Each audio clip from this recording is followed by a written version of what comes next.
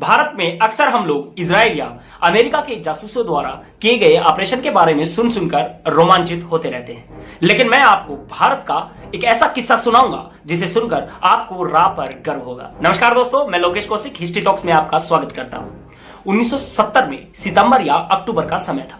देश की तत्कालीन प्रधानमंत्री इंदिरा गांधी कोलकाता की एक सभा को संबोधित कर रही थी। बड़े बड़े स्पीकरों से खनकती आवाज के साथ इंदिरा गांधी की आवाज एकाएक रुक गई।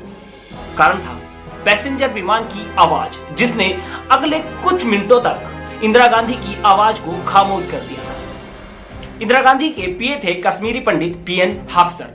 इंदिरा ने उनसे पूछा, क्या यह हमारे प्लेन है? पीए ने बताया कि यह पाकिस्तानी विमान है। चूंकि पूर्वी पाकिस्तान से पश्चिमी पाकिस्तान तक आवाजाही के लिए पाकिस्तान भारतीय वायु सीमा का इस्तेमाल कर सकता है, इसलिए ये विमान हमारे सर के ऊपर से गुजरे। इंदिरा गांधी को बात लग गई, क्योंकि जिस देश के ऊपर से दुश्मन के जहाज उड़ते हो उसकी प्रभुता क्या रह गई।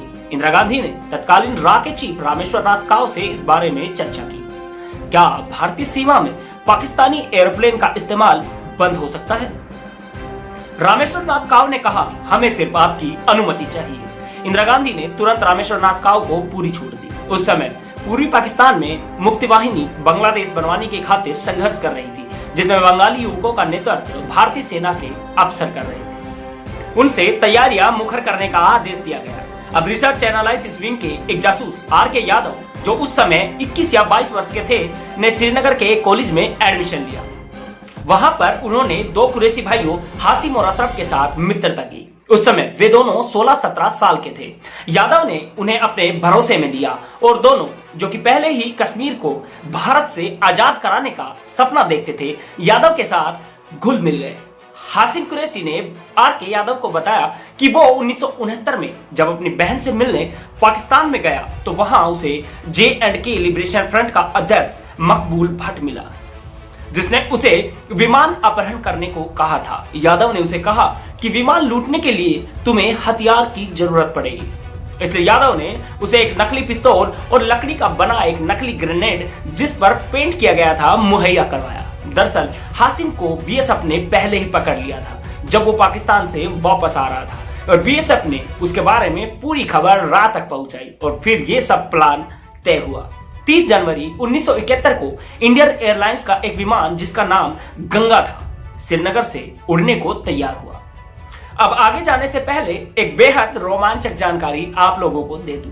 यह विमान 6 महीने पहले ही एयरलाइन से रिटायर हो चुका था, लेकिन यह उड़ने में सक्षम था, इसलिए उस समय के विमान से इसे बदल दिया गया। गंगा को कुरैशी बंधुओं ने नकली हथियारों के दम पर अपहरण कर लिया। विमान में कुल 27 यात्री थे, जिनको अशरफ कुरैशी ने नकली ग्रेनेड और पायलट के सर पर हाशिम कुरैशी ने नकली पिस्तौल रखकर अगवा किया। विमान को लेकर कुरैशी बंधु लाहौर पहुंचे। पूरे पाकिस्तान में उस समय कुरैशी बंधु हीरो बन गए थे। हर तरफ उनका नाम छाया था। कुरैशी बंधुओं ने मकबूल भट्ट के इशारे पर भारत से J&K लिबरेशन फ्रंट के 36 अलगाववादियों को छोड़ने की मांग रखी। भारत ने उनकी कोई भी मांग मानने से इनकार कर दिया। उस समय पाकिस्तान के तत्कालीन विदेश मंत्री जुल्फिकार अली भुट्टो ने सभी अगवा यात्रियों सहित एक भीड़ को संबोधित किया। इस विमान अपहरण को अपनी बहुत बड़ी कामयाबी मान रहे पाकिस्तानी विदेश मंत्री अति भावुकता में बोले, हम कश्मीरियों के साथ हैं और भारत को बताना चाहते हैं कि कश्मीर की जनता भी पाकिस्तान के साथ है। हम लोगों को भारत की जनता से कोई दुश्मनी नहीं है, मगर हम भारत सरकार को जवाब देंगे। हम भारत के सभी यात्रियों को छोड़ रहे हैं, लेकिन भारत के विमान को जला देंगे। भारतीय नागरिकों को छोड़ने के बाद विमान को आग लगा दी गई। राह की चाल कामयाब रही, पाकिस्तानी सरकार जाल में फंस गई। इसके बाद भारत ने पाकिस्तान से वायु समझौता तोड़ दिया और आगे की कहानी आप सब लोग बेहतर जानते हैं। युद्ध हुआ और पाकिस्तान को मुंह की खानी पड़ी। पूर्वी पाकिस्तान आजाद होकर बांग्लादेश बन गया। आईएसआई को जब भारत की चाल का पता चला तो उसने कुरैशी बंधुओं को बंदी बना लिया। कुछ साल बाद कुरैशी भाइयों को रिहा कर दिया गया। अशरफ कुरैशी मर चुका है और हाशिम कुरैशी आजकल कश्मीर का नेता बना हुआ है, जिसने बाद में आर.के. यादव पर केस भी किया था। आर.के. यादव ने अपनी किताब R&AW में इस पूरी घटना के बारे में बहुत कुछ बताया है। इस पूरे ऑपरेशन को नाम दिया गया था ऑपरेशन गंगा। यह ऑपरेशन सबसे शार्प ऑपरेशन माना जाता है। तो दोस्तों, कैसी लगी आपको आज की ये वीडियो, हमें बताना ना भूलें। और इसके साथ ही मैं आप लोगों से विनती करूंगा कि आप लोग हमें बताएं कि आप लोग किस बारे में वीडियो देखना चाहते हैं। बहुत बहुत धन्यवाद। मैं आपका दोस्त लोकेश कौशिक। जय भूतेश्वर।